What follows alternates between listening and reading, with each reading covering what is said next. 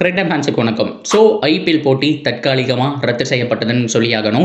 So நாட்டுக்காக தான் நம்ம ஃபர்ஸ்ட் நிற்கணும். ஸோ அதுக்கப்புறம் தான் கேம்ஸ் எல்லாம் அப்படிங்கிறது தான் நெக்ஸ்ட் நம்ம பார்க்கக்கூடிய விஷயம். இருந்தாலும் நம்ம ஸ்போர்ட்ஸ் கண்டென்ட் போட்டிருக்கோம். ஸோ நெக்ஸ்ட்டு ஐபிஎல் நடக்கிறதுக்கான சான்ஸ் இருக்கா, எப்போ நடத்த போகிறாங்க, ஆக்சுவலாக சஸ்பெண்ட் அப்படின்னு போட்டிருந்தாலுமே மேபி ரீஸ்கெடியூல் பண்ணி தள்ளி வைக்கிறதுக்கான சான்ஸ் இருக்குன்னு சொல்லிட்டு இருக்காங்க. ஆனால் இருக்கக்கூடிய மிகப்பெரிய பிரச்சனையே என்னன்னு கேட்டிங்கன்னா, ஏகப்பட்ட மேட்ச் ஸ்கெடியூலில் இருக்குது. ஸோ நமக்கு மட்டும் கிடையாது, எல்லா கண்ட்ரியுமே வந்துட்டு மேட்ச் விளையாட போகிறாங்க. ஸோ அப்படி பார்க்கும்போது எந்த இடத்துல கேம் வைக்கிறதுக்கான சான்ஸ் இருக்குது, இந்தியாவில் நடக்குமா இல்லை வேறு பக்கம் மாற்றி அமைக்க போகிறாங்களா அப்படிங்கிற எல்லாத்தையும் கம்ப்ளீட்டாக பார்க்கலாம். அதுக்கு முன்னாடி ஃபர்ஸ்ட் டைம் சேனலுக்கு வரீங்கன்னா மறக்காமல் சப்ஸ்கிரைப் பண்ணி சப்போர்ட் பண்ணுங்கள். அப்போ தான் அப்டேட் எல்லாமே எங்களுக்கு வந்து சேரும். சரி வாங்க வீடியோக்குள்ளே போகலாம். அண்ட் ஃபர்ஸ்ட் ஆஃப் ஆல் நம்ம ஸ்போர்ட்ஸ் கண்டென்ட் தான் போயிட்டு இருக்கோம். நமக்கு ரிலேட்டடான விஷயம் இல்லை அப்படின்னா கூட நம்ம நாடு சம்மந்தப்பட்ட விஷயம், நம்ம இங்கிருந்து அவங்களுக்கு நம்பிக்கை கொடுக்கணும், தலை வணங்குறோம் அப்படிங்கிறத இந்திய ராணுவத்துக்கு நம்ம இந்த இடத்துல தெரிவிச்சுக்கிறோம். ஸோ நீங்கள் அதை பற்றி என்ன நினைக்கிறீங்க அப்படிங்கிறதையும் கமெண்ட்டில் சொல்லலாம். ஸோ இதை தொடர்ந்து நம்ம ஸ்போர்ட்ஸ் கண்டென்ட் பார்க்கும்போது ஆல்ரெடி சொன்ன மாதிரி ஐபிஎல் நிறுத்தப்பட்டதுங்க. ஸோ அடுத்ததாக ரீஸ்கெடியூல் பண்ணுவாங்களா அப்படிங்கிறதான் முதல் டாபிக். என்னை பொறுத்த வரைக்கும் அடுத்தது சவுத் ஆப்பிரிக்காவில் நடக்க போகிறதா ஒரு சில ரூமர்ஸ் போயிட்டு இருக்கு. எப்போ என்ன ஏதுங்கிற டேட் எல்லாம் வரல. ஏன்னா இந்த ஒரு சூழ்நிலை எப்போ வரைக்கும் நீடிக்கும் அப்படிங்கிற விஷயம் நமக்கு தெரியாது. ஸோ எப்போ வேணாலும் முடியலாம், ஒரு 2 or 3 days எண்ட் ஆகலாம். ஸோ அதுக்கப்புறம் வந்துட்டு இல்லை 1 or 2 month கூட போகலாம். ஸோ அதுக்கப்புறம் கம்ப்ளீட்டாக இது எப்போ முடியும் அப்படிங்கிறத நம்மளால் சொல்லவே முடியாது. ஸோ இப்போதைக்கு நிறுத்தப்பட்டுள்ளதுன்னு சொன்ன உடனே எல்லா வீரர்களுமே சட்டுப்பட்டுன்னு அவங்களுடைய ஊருக்கு கிளம்பி போயிட்டு இருக்காங்க. ஸோ நேற்று பஞ்சாப் vs டிசி மேட்ச் நிறைய பேர் பார்த்துருந்தீங்கன்னா தெரிஞ்சிருக்கும். 125 ரனில் ஸோ நடராஜர் விக்கெட் எடுத்த உடனே ஸ்டார்ட் பண்ணாங்க.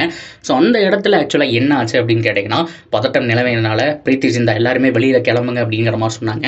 ஸோ நேற்று ஃபுல்லாமே சேஃப்டி ரூமில் இருந்த பிளேயர்ஸ், அதாவது டிசி அண்ட் பஞ்சாப் பிளேயர்ஸ், இப்போது தனி ரயில் மூலிமா அவங்க வந்துட்டு ஒரு விமான நிலையம் கொண்டு வரப்பட்டு அவங்கவுங்க ஊருக்கு கிளம்ப போகிறதா தகவல் அப்படிங்கிறது வந்திருக்கு. ஸோ அப்படி பார்க்கும்போது ஆல்மோஸ்ட் 2-3 டீம் போயிட்டாங்க. ஸோ இந்த இடத்துல நீங்கள் ஆர்சிபியாக இருந்தாலும் சரி, நீங்கள் சொல்லலாம் ஆர்சிபியில் சின்னசாமியில் தானே மேட்சே விளாட்லான்னு சொல்லிட்டு நிறைய பேர் சொல்லியிருந்தீங்க. அப்படி பார்த்தா பஞ்சாப் வீரர்கள் எல்லாருமே கொஞ்சம் பயந்துட்டாங்க. அது மட்டும் இல்லாமல் இந்த சுச்சுவேஷனில் நம்ம தனியாக கேம் விளாண்டுருக்கிறது நல்ல விஷயம் கிடையாது. ஸோ அதனால ஆல்மோஸ்ட் அவங்க எல்லாரையுமே ஸோ பஞ்சாப்லேருந்து முன்னாடியே இருக்கக்கூடிய விமான நிலையம் கொண்டு வந்து அங்கிருந்து நாடு திரும்பி அனுப்ப போகிறாங்க அவங்கவுங்க ஊருக்கு. ஃபார் எக்ஸாம்பிளுக்கு உமர்ஜாய் வந்துட்டு ஆப்கானிஸ்தான் போயிடுவார். ஒவ்வொரு பிளேயர் ஒவ்வொரு பக்கம் போக போகிறாங்க. ஸோ அப்படி பார்க்கும்போது ஆல்மோஸ்ட் பஞ்சாபுடைய டீமு காலி. அது மட்டும் இல்லாமல் டெல்லியும் போயிடுவாங்க. ஸோ மீதி இருக்கக்கூடிய மேட்ச்சில் நம்மளுடைய ஆர்சிபி அண்ட் நம்மளுடைய சென்னை சூப்பர் கிங்ஸ் இவங்க எல்லாருமே வெளிநாட்டு வீரர்கள் யாரெல்லாம் வந்திருந்தாங்களோ அவங்களாம் ஃபர்ஸ்ட் ஆஃப் ஆல் கிளம்ப போகிறாங்க. ஸோ இதெல்லாம் வச்சு பார்க்கும்போது இன்றைக்கே போயிட்டு 2 நாளால் திரும்பி வர முடியாது. ஏன்னா மறுபடியும் ஸ்கெடியூலை வந்துட்டு நம்ம மாற்ற முடியாது அப்படிங்கிறது தான் உண்மையான ஒரு விஷயம்.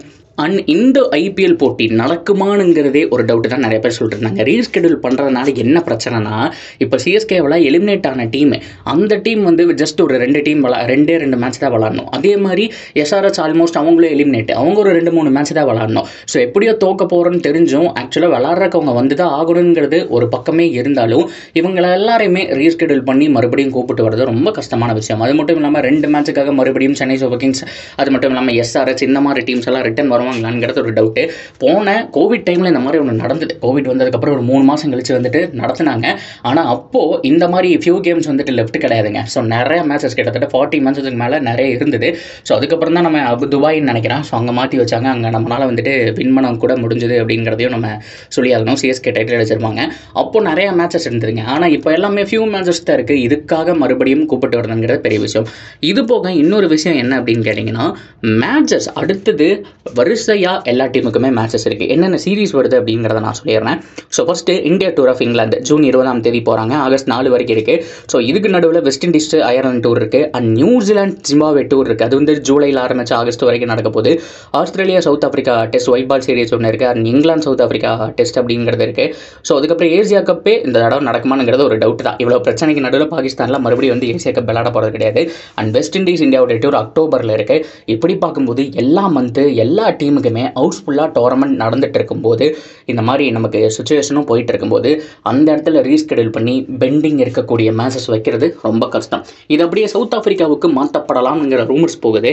ஆனால் மிகப்பெரிய பிரச்சனையே என்ன அப்படின்னா, மறுபடியும் இவங்க எல்லாருமே ரீகெயின் பண்ணி கூப்பிட்டு இருக்கக்கூடிய ஒரு சில மேட்சை ஆடி, ஸோ அதனால பார்த்தோம் அப்படின்னா அவங்க குவாலிஃபை ஆவாங்களா என்ன அப்படிங்கிறது எல்லாமே ஒரு டவுட் தான். நீங்கள் சொல்லலாமே அப்படின்னா சென்னை சூப்பர் கிங்ஸ்லாம் 2 மேட்ச் தான் எலிமினேஷன் தான், அந்த டீமில் ஆக்சுவலாக வரவே வேணாம் அப்படிங்கிற மாதிரி சொல்லலாம்.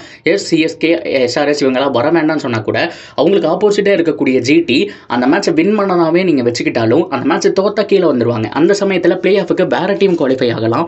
அதனால பெண்டிங் இருக்கக்கூடிய ஒவ்வொரு மேட்சையும் எல்லா டீமுமே விளையாடணும் அப்படிங்கிறது தான் இந்த இடத்துல ரீஸ்கெடியூல் பண்ணணும். இது எல்லாமே கேதர் பண்ணுற ரொம்ப கஷ்டம். நான் சொல்ல வரதை புரிஞ்சுக்குவீங்கன்னு நினைக்கிறேன். 2 மேட்ச் தானே அப்படிங்கிற மாதிரி எல்லா டீமும் நினச்சி எல்லா ஃப்ரான்ச்சைஸும் மாற்றணும், மறுபடியும் கேதர் பண்ணணும். இதெல்லாம் ரொம்ப பெரிய வேலை. இன்னொரு தடவை ஐபிஎல் நடந்தால் அது ஒரு சர்ப்ரைஸான ஒரு விஷயம் அப்படிங்கிற மாதிரி தான் நான் சொல்லுவேன். எனக்கு தெரிஞ்சு இட்ஸ் ஓவருங்க, அவ்வளோதான். இந்த வருஷம் 2025 இட்ஸ் ஓவர். நிறைய பேர் சொல்லலாம் ஆர்சிபி ஆன் த டாப் இருக்காங்க, நம்பர் 1ல குஜராத் டைட்டன்ஸ் இருக்காங்க, அவங்க 2 பேருக்காவது வந்துட்டு டிராஃபியை ஷேர் பண்ணி கொடுக்கலாம் எனக்கு வரல கமெண்ட் வந்துட்டு இருந்துச்சு. அது பாசிபிள் கிடையாதுங்க. ஆஸ் பர் ரூல்ஸ் படி பார்த்தோம் அப்படின்னா ஃபைனல் மேட்ச்சில் மழை வந்தது அப்படின்னா அடுத்த நாள் மாற்றி வைப்பாங்க. அடுத்த நாளும் மழை வந்தது அப்படின்னா பாயிண்ட் டேபிளில் யார் நம்பர் 1 இருக்காங்களோ அவங்களுக்கு தான் டிராஃபி. இது வந்து அப்ளிகபிள் ஆகும் அப்படிங்கிறதுல எந்த விதமான மாற்றம் கிடையாது. ஆனால் இந்த ரூல்ஸ் படி மட்டும்தான், அதுவும் ஃபைனல் நடக்கக்கூடிய 2 டீமுக்கு மட்டும்தான் பாயிண்ட் டேபிள் படி அந்த டிராஃபி அப்படிங்கிறது போகும். லைக் நீங்கள் 2023 பார்த்துருந்தீங்கன்னா தெரிஞ்சிருக்கும். சென்னை வந்துட்டு மழை வந்ததுனால முதல் நாள் வந்துட்டு அப்படியே அந்த மேட்சை விட்டுருவாங்க. 2வது நாளும் அந்த மேட்ச் மழை வந்துச்சு. ஆனால் கொஞ்ச நாளுக்கு அப்புறம் ஃபீல்டு நல்லா இருந்ததுனால 15 ஓவர் மேட்சாக நடந்திருந்தாங்க. ஆனால் அந்த மேட்ச் ஃபுல்லாக மழை வந்துச்சுன்னு வச்சுக்கோங்களேன், குஜராத் டைட்டன்ஸ் தான் அந்த மேட்சை ஜெயிச்சிருப்பாங்க. காரணம் என்னன்னா அவங்க தான் point table number 1, CSK number 2 பொசிஷனில் இருந்தாங்க அப்படிங்கிறதுனால. ஸோ இந்த மாதிரி தான் நீங்கள் கால்குலேட் பண்ண முடியும். ஸோ அதனால கோப்பை கொடுக்கறதுக்கான வாய்ப்பு ரொம்ப கம்மி தான். பொறுத்திருந்து பார்ப்போம் ஏதாவது மிராக்கல் நடக்குதான்னு சொல்லிட்டு. சரி, ஓகே, இதுதான் இப்போ இருக்கிற அப்டேட்டு. நீங்களாம் என்ன நினைக்கிறீங்க அப்படிங்கிறத தாராளமாக கமெண்ட்டில் சொல்லுங்கள். அண்ட் தொடர்ந்து அப்டேட்டுக்கு சேனலோட நினைஞ்சிருங்க, சப்ஸ்கிரைப் பண்ணி சப்போர்ட் பண்ணுங்கள்.